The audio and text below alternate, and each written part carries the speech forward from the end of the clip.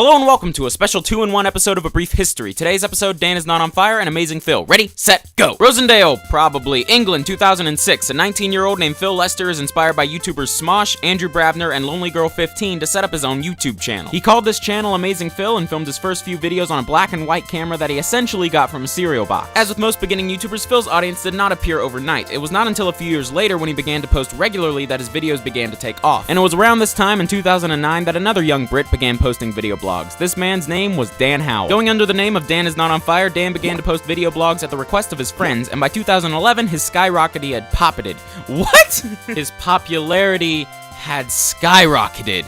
Dang it. Both Dan and Phil's videos centered around funny and or embarrassing anecdotes, cringing at the creepiness of the internet. Would you be interested in meeting the Holy Mother? She's just upstairs, you can meet her now. And the occasional rant about stupid people, although that one's a bit more specific to Dan. See, this is the problem. This is when stupid people get involved. Dan's really the sassy one of the two. Since 2010,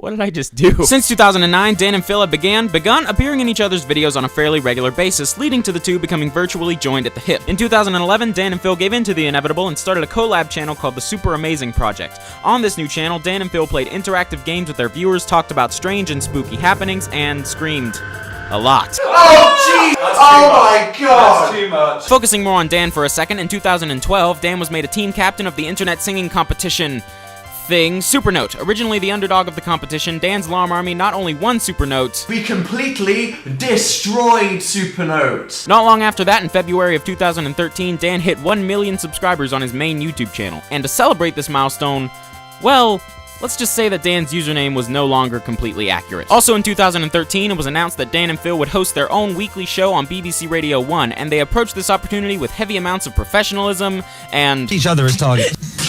Richard, Unfortunately,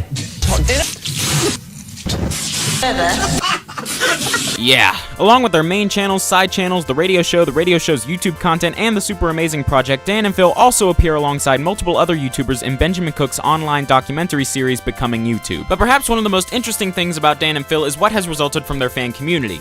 And by fan community, I of course mean Tumblr. See, on the internet there is something called shipping, If you don't know what that is, then run and never get involved in this. which is essentially the idea of putting two people into a fictional relationship, and I think you can see where I'm going with this. This shipping phenomenon has led to the creation of Fan, which, for those of you who don't know, is the purportedly clever pet name for Dan and Phil's non-existent romantic relationship. I really do not want to get any deeper into the idea of shipping and OTPs because, quite frankly, I find it a bit weird, but it was much too big of a part of Dan and Phil's online existence for me to ignore. Hey, can't start the day without a cup of OJ and some Charamon. But in all seriousness, real life people? Isn't that a bit weird? Side note, over the past few years, a trend seems to have developed. It's starting to seem like a YouTuber cannot organize a gathering in the UK without riots breaking out. Meetups organized by people like Toby Turner and the Janoskians serve as perfect examples of gatherings gone wrong due to lack of security and chaotic behavior from the fans. The actions and behavior at these gatherings are comparable to that of the exact same demographic during the 1960s, and in this online Beatlemania, Dan and Phil are essentially John and Paul. The sad part is, there's a lot of people out there who aren't gonna get that reference. Now, I'm as big of a fan of Dan and Phil as the next guy, but despite their fame and fringes, they are just people, and it is very important that we remember that. Well, this video just took a very strange turn. Oh well, I'll see you in a week, DFTBA.